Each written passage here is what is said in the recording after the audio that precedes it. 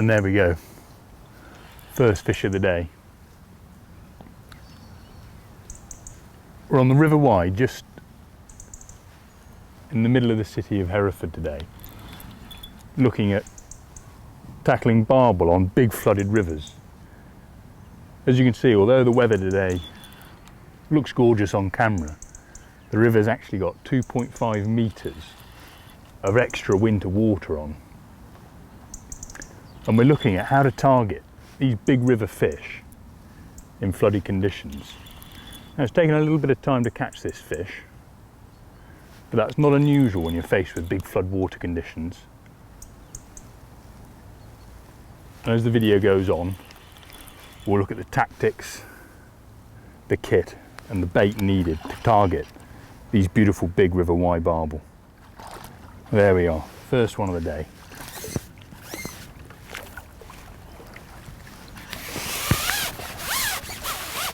Probably 5 pounds or so.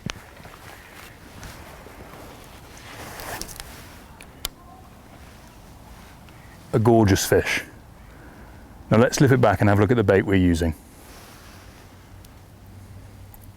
So the most important thing when the river's big and dirty and coloured in the winter is smell and a good coarse mix for attracting these big fish like barbel and chub into your peg. For years the ground bait that I used was hemp and halley crush. I had absolute faith in this mix for catching big fish. However, Sonubaits brought out the match method mix. And what I've been doing recently is actually mixing the two of these ground baits 50-50. And the reason for that is simple. The hemp and halley mix on its own is brilliant, it's very, very coarse, but I felt that I needed a slightly stickier mix for when the river is big, like it is today. There's 2.3 metres of additional winter water on this river. I want to actually make sure that that ground bait is packed in the feeder and that it gets to the bottom before then releasing all of the bait out of the cage feeder. And what I find with this match method mix is that it's got this really good, strong halibut-y smell, but it's slightly finer than the hemp and halley crush.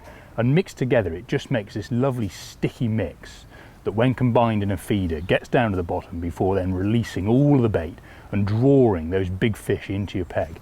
It's a really potent smelling mix, which I think is great on big rivers. Barbel for years have loved halibut products. One of the early baits for catching barbel when they first appeared in our UK rivers was halibut pellets, and to this day they're still as important as ever. Now, the other things to look at when considering the mix is actually what goes into it. So when I'm mixing it, I actually add an entire tin of hemp. So I'm mixing 2 kilos of ground bait today, half a bag of hemp and halley crush, half a bag of match method marine, and to that I'll add a 400 gram tin of hemp seed. Again, that's just a bigger, coarser particle that goes into the ground bait, draws fish into the peg. Hemp is a naturally oily bait, it's more smell, it's more product for those big fish to eat and grub around on the bottom looking for. And then, along with the theme of the mix, we're looking at halibut pellets. So I don't want huge halibut pellets in the peg because I don't want there to be bait that the barbel are going to eat and necessarily become full up on. I want little product down there that the barbel can come in and start grubbing around and eating as the day goes on. It also builds the peg. You can quite often get a really strong last 3 or 4 hours with barbel as they've come into the peg looking for all these hemp and halley products. So I've got a 3 and 4 mil halibut pellet there, and what I'll look to do is actually mix the two together in a pint or 2 pint tub and just fill the middle of the feeder as the day goes on and introduce more pellets. The stronger the fishing, the more pellets I'll look to introduce. And then lastly, something that I've become really fond of doing is adding a 6 mil meat to the ground bait during the day.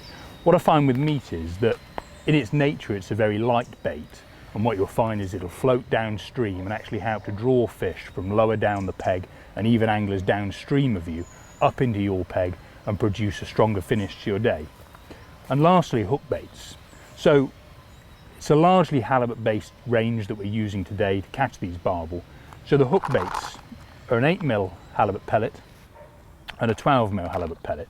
Some days on a really coloured river, a great big pellet is great because it just sits on the bottom completely dormant and it's a big focal point for the barbel to find and eat. But more often than not, an 8 mil is best. And sometimes, just to give the bait that little tiny edge, a glug of oil. This is a hemp and cheesy garlic oil. which is brilliant for just giving that extra little bit of scent and attractant into the peg to catch the fish, particularly as the day goes on. And sometimes a big cube of meat, you're introducing meat through the feeder, a great big piece of meat, whether it's 20 mil or even bigger. Barbel and chub have great big mouths and they have no trouble eating big pieces of meat. It can really work on some days. So let's just have a quick look at how we're going to mix it. So as I said, we're looking at 2 kilos of ground bait, so it's very simple. We've got a bucket there. I used some of this bag in a match recently and caught a few barbel over it, so it's half a bag of the Match Method Marine straight in there, and then half a bag of the Hemp and Halley Crush. That gives us 2 kilos.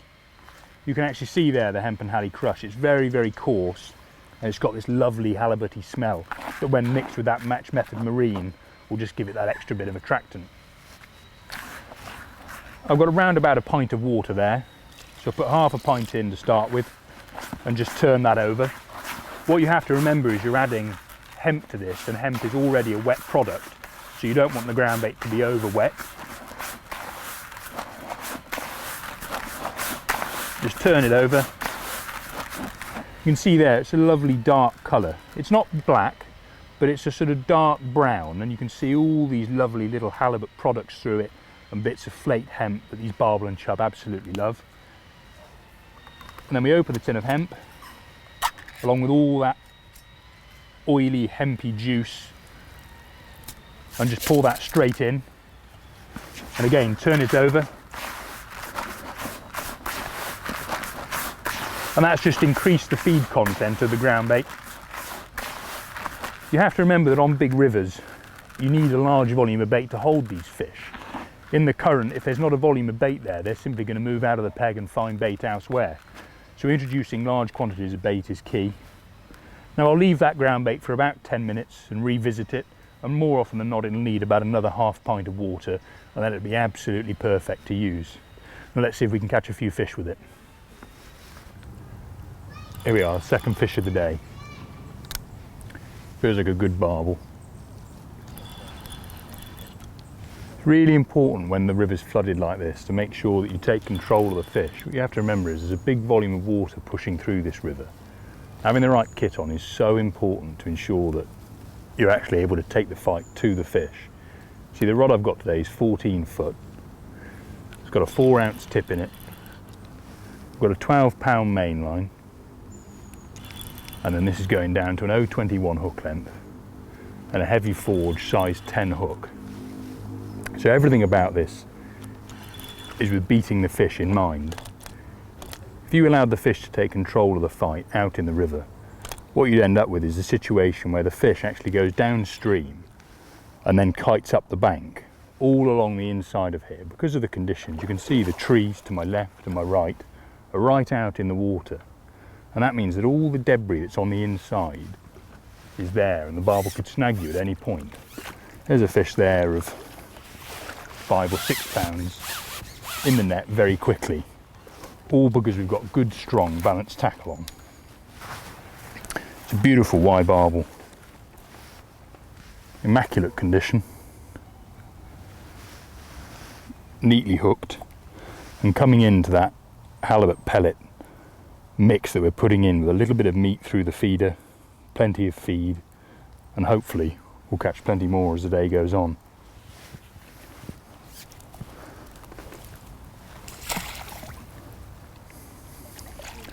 Always best to just let them have a little rest, and away it goes.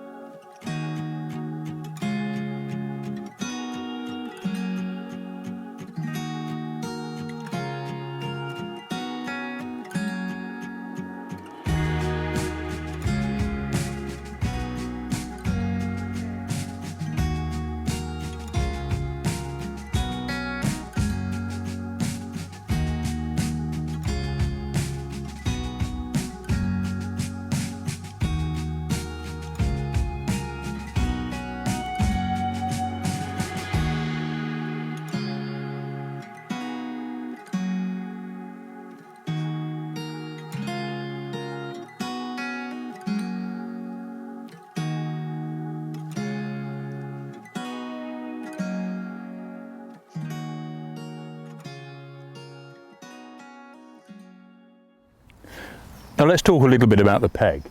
So as I've mentioned, the river today has got over 2 meters of extra water on, and actually as we've been fishing, this river is rising. Now rising rivers pose a difficult task. When you start the day on a rising river, what may look like a perfectly accessible, fishable part of the peg will actually quickly change during the day. So you have to consider that actually where you start fishing should be where you're able to end your match. What you don't want to do is start fishing in an area of the river that then becomes impossible to actually hold bottom in, because either it's too fast or you've got a bush below you that means that when you pay a bow of line out, that your line is then in the bush, meaning that it's very, very difficult to actually continue fishing that area. So looking at the peg that I'm faced with today, I know that on a normal height the water here is around about 6 or 7 feet deep, and we've got 2.5 meters of water on the river now and a heavy colour. Now with a heavy colour, that means that the barbel that generally live in the middle of the river or over to the far bank if there's lots of noise are going to feel more comfortable coming closer to the bank today. Not only because of the pace down the middle, but also because the water's coloured, they'll feel more comfortable coming in and actually being nearer this slack that I've got inside me. If you actually look at the peg, below me there's a big tree and above me there's a big tree. So what I've got in the middle of me here is an area of around about 25 metres or so, going out 10 metres of relatively slackish water. If it was float fishing, you may be able to use a 10-gram float here, whereas down the middle of the river, it's really, really pushing through. So what I'm actually looking at is targeting an area just past this slack, getting into the pace of the river.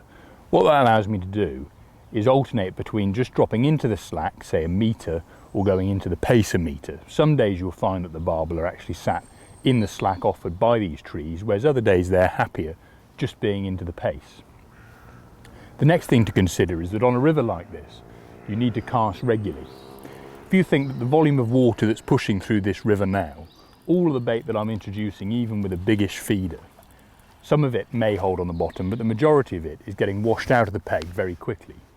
As well as that, you've got bits and pieces coming down the river. See, I've just wound in there and there's a leaf on the hook. Things that are pushing through the river that normally you wouldn't be faced with can introduce obstacles to your fishing. So you're looking to cast at least every 3 or 4 minutes to not only keep the bait going in, but to make sure that your hook is actually there and fishing properly, so that if a barbel takes your bait, there's no chance of the hook being proud in something like a leaf or twig that's been washed down the river. So let's actually have a little look at what we're putting through the feeder. So firstly, 6 or 8 cubes of meat there, 6mm meat, into the ground bait. And I've got a little tub here that I've got some pellets mixed in. I've got some 4s and 3mm halibut pellets. I'm just picking up a reasonable pinch. There's probably 30, maybe 40 pellets there, which may sound like a lot, but again, look at the size of the river that we're fishing. It's big, it's deep, it's coloured, it's pushing through, and barbel are big hungry fish. So they go in.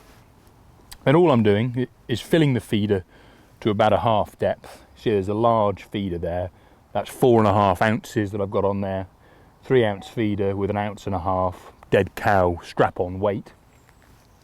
And then into the ground bait, filling the middle of it with those extra goodies that we've just put in, the meat and the pellets. Then the hook length there of 0.21, round about 3 feet. A bait band means that I can either fish an 8mm or a 12mm pellet, or as I've got on there, a lovely big cube of meat. That cube's probably 22 millimeters, really big piece, nice and smelly in heavily coloured conditions. Then it's a case of just standing up, underarming the feeder into position. See there, about a metre into that flow, just feeling for it to hit the bottom, and then paying out a bow. Today, I'm paying out a bow of 10. Now the way I do this is simply to count from the base of the reel to the first ring. And what that allows me to do is know that each time I cast out, I'm paying out exactly the same amount of line. And I know now that that rig is in position, feeder's on the bottom, it's holding dead still, and everything is set. It's almost like a trap. I've got a hair rig on there. The barbel picks up that meat, dislodges the feeder, it would have hooked itself, and the bites that we're looking for are generally what I like to call a straight rodder. The rod will pull forward and drop back, and you then know straight away that the barbel is on. And now it's a matter of just leaving this in for 3 or 4 minutes, If it was a low clear river, I may look at bouncing the feeder, moving it around the peg, trying to search for barbel, but in heavily coloured conditions, it's more about getting the barbel to you. So I've set the trap, I've got a big smelly bait on, plenty of bait coming out of the feeder, and I'll leave this in position now. The feeder's nicely anchored in, and hopefully we get another bite. It's really about working hard in these conditions and just pumping the bait in all the time, and you will get the rewards. The harder you work in a coloured river, the more bites you'll get.